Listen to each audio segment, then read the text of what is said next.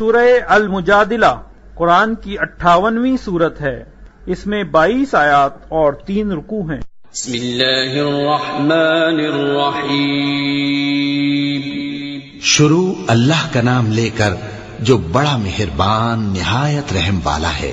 اے پیغمبر صلی اللہ علیہ وآلہ وسلم، جو عورت تم سے اپنے شوہر کے بارے میں بحث و جدال کرتی اور اللہ سے شکایت رنج و ملال کرتی تھی، اللہ نے اس کی التجا سن لی اور اللہ تم دونوں کی گفتگو سن رہا تھا۔ کچھ شک نہیں کہ اللہ سنتا ہے، دیکھتا ہے۔ جو لوگ تم میں سے اپنی عورتوں کو ماں کہہ دیتے ہیں وہ ان کی مائیں نہیں ہو جاتی، ان کی مائیں تو وہی ہیں جن کے بطن سے وہ پیدا ہوئے۔ بے شک وہ نامعقول اور جھوٹی بات کہتی ہیں، اور اللہ بڑا معاف کرنے والا ہے، بخشنے والا ہے۔ اور جو لوگ اپنی بیویوں کو ماں کہہ بیٹھیں پھر اپنے قول سے رجوع کر لیں تو ان کو قربت سے پہلے ایک غلام آزاد کرنا ضرور ہے۔ مومنو، اس حکم سے تم کو نصیحت کی جاتی ہے اور جو کچھ تم کرتے ہو اللہ اس سے خبردار ہے۔ اب جس کو غلام نہ ملے وہ قربت سے پہلے لگاتار 2 مہینے کے روزے رکھے، پھر جس کو اس کا بھی مقدور نہ ہو اسے 60 محتاجوں کو کھانا کھلانا چاہیے۔ یہ حکم اس لیے ہے کہ تم اللہ اور اس کے رسول کے فرما بردار ہو جاؤ، اور یہ اللہ کی حدیں ہیں، اور نہ ماننے والوں کے لیے درد دینے والا عذاب ہے۔ جو لوگ اللہ اور اس کے رسول کی مخالفت کرتے ہیں وہ اسی طرح ذلیل کیے جائیں گے جس طرح ان سے پہلے لوگ ذلیل کیے گئے تھے، اور ہم نے صاف صاف آیتیں نازل کر دی ہیں، اور جو نہیں مانتے ان کو ذلت کا عذاب ہوگا۔ جس دن اللہ ان سب کو جلا اٹھائے گا تو جو کام وہ کرتے رہے ان کو جتائے گا۔ اللہ نے وہ سب کام لکھوا رکھے ہیں اور یہ ان کو بھول گئے ہیں، اور اللہ ہر چیز سے واقف ہے۔ کیا تم کو معلوم نہیں کہ جو کچھ آسمانوں میں ہے اور جو کچھ زمین میں ہے اللہ کو سب معلوم ہے؟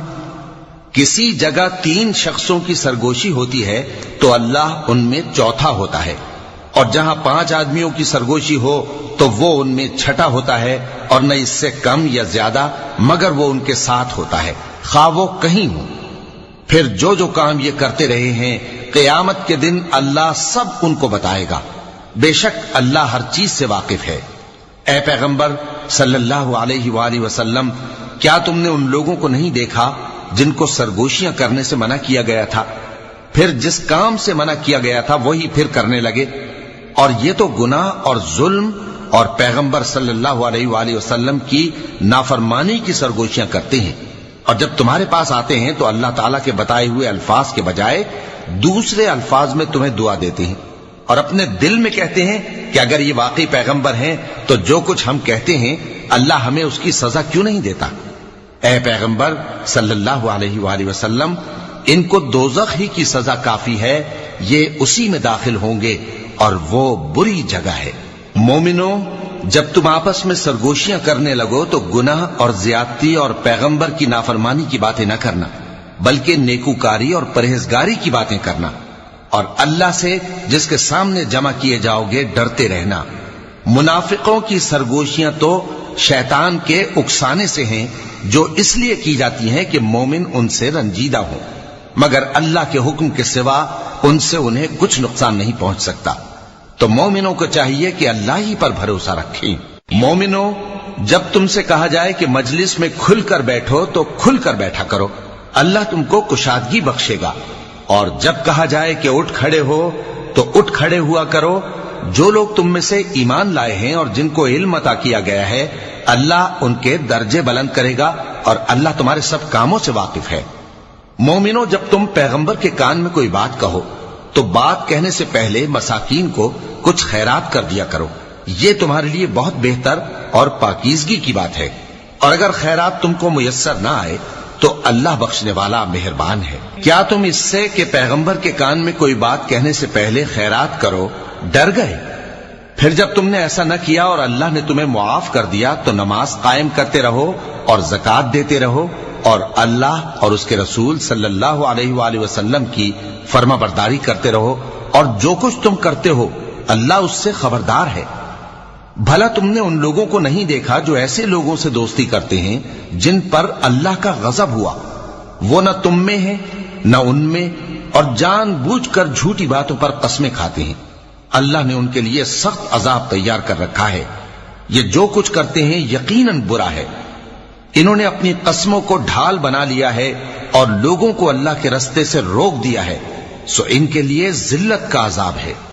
اللہ کے عذاب کے سامنے نہ تو ان کا مال ہی کچھ کام آئے گا اور نہ اولاد ہی کچھ فائدہ دے گی. یہ لوگ اہل دوزخ ہیں، اس میں ہمیشہ جلتے رہیں گے. جس دن اللہ ان سب کو جلا اٹھائے گا تو جس طرح تمہارے سامنے قسمیں کھاتے ہیں اسی طرح اس کے سامنے بھی قسمیں کھائیں گے اور خیال کریں گے کہ ایسا کرنے سے کام چل جائے گا. سنو، یہی تو ہیں جھوٹے. شیطان نے ان کو قابو میں کر لیا ہے اور اللہ کی یاد ان کو بھلا دی ہے. یہ لوگ شیطان کا ٹولہ ہیں، اور سن رکھو کہ شیطان کا ٹولہ ہی نقصان اٹھانے والا ہے. جو لوگ اللہ اور اس کے رسول صلی اللہ علیہ وآلہ وسلم کی مخالفت کرتے ہیں وہ نہایت ذلیل ہوں گے. اللہ نے یہ بات لکھ دی ہے کہ میں اور میرے پیغمبر ضرور غالب رہیں گے. بے شک اللہ زور آور ہے، صاحب اقتدار ہے.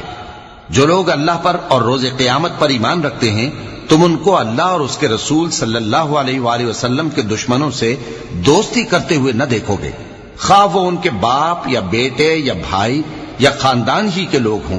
یہ وہ لوگ ہیں جن کے دلوں میں اللہ نے ایمان کو نقش کر دیا ہے اور اپنے فیض سے ان کی مدد کی ہے، اور وہ ان کو بہشتوں میں جن کے نیچے نہریں بہ رہی ہیں داخل کرے گا، جن میں وہ ہمیشہ رہیں گے. اللہ ان سے خوش اور وہ اللہ سے خوش. یہی لوگ اللہ کی جماعت والے ہیں. سن رکھو کہ اللہ کی جماعت والے ہی کامیاب ہوں گے.